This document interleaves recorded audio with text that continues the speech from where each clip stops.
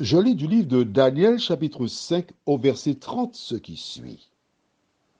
Cette même nuit, Belshazzar, roi des Chaldéens, fut tué. Prions. Notre Seigneur et notre Dieu, combien nous te sommes reconnaissants pour la parole. Merci Seigneur parce qu'elle nous éclaire. Merci Seigneur parce qu'elle nous montre qu'on ne se moque pas de Dieu.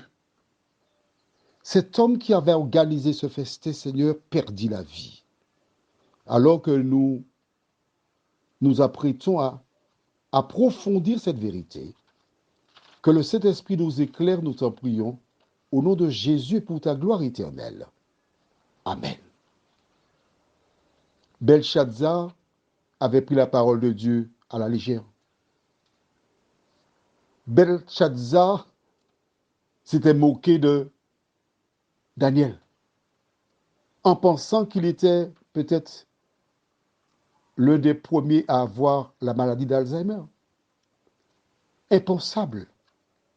Mais Daniel déclara à ce roi, comptez, comptez, pesez, divisez. L'affaire est entendue. Pourquoi? Parce qu'il s'était moqué de Dieu.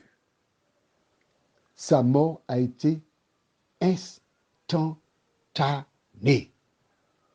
Ne me dis pas que Dieu était dur, hein, parce que j'ai lu pour toi hier, rappelle-toi, les habitants de Ninive se repentirent et Dieu n'a pas détruit Ninive. Que recherche l'Éternel? Ce n'est pas la mort du méchant, mais qu'il change de conduite et qu'il vive. C'est tout ce qu'il demande. Cela s'est passé dans l'Ancien Testament.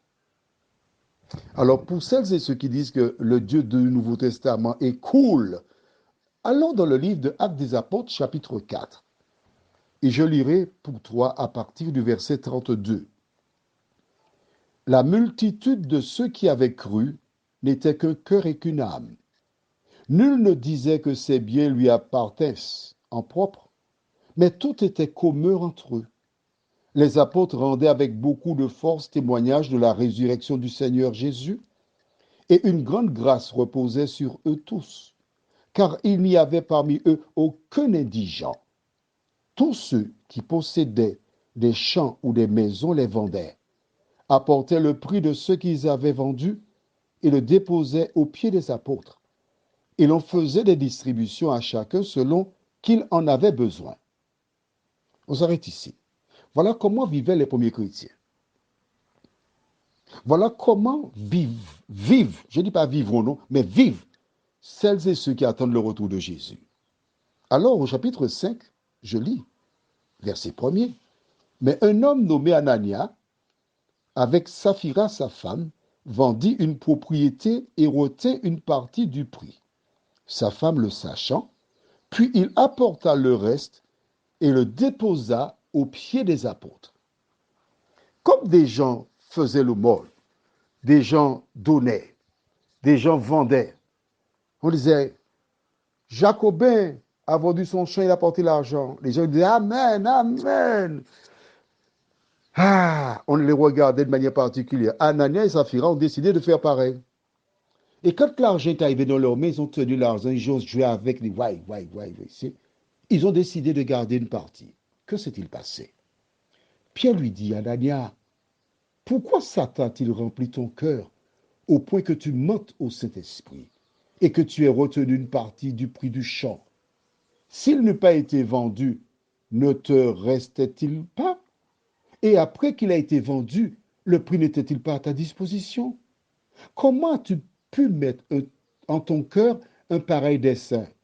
Ce n'est pas des hommes que tu as menti, mais à Dieu. Anania, entendant ces paroles, tomba et expira. Une grande crainte saisit tous les auditeurs. Les jeunes gens s'étant levés, l'enveloppèrent, l'emportèrent et l'ensevelirent. Environ 3 heures plus tard, sa femme entra sans savoir ce qui était arrivé.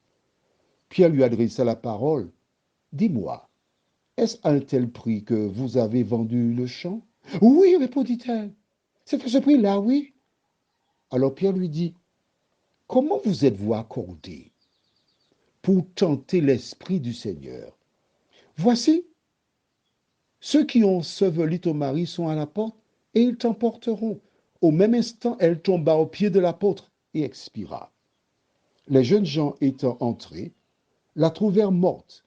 Ils l'emportèrent et l'ensevelirent auprès de son mari. L'Éternel est le même, hier, aujourd'hui, demain et éternellement. Jusqu'à présent, il eut le patience envers toi, mais sa patience a une limite. Prions. Notre Seigneur, notre Dieu, ce que tu attends, ce que tu désires, ce n'est pas notre mort, mais que nous changions de vie, changions d'attitude, changions nos pratiques pour te ressembler, parce que nous sommes appelés à te ressembler. Merci de nous accompagner chaque jour, Seigneur, nous t'en prions, de nous diriger au nom de Jésus pour ta gloire éternelle. Amen. Je te souhaite une bonne nuit.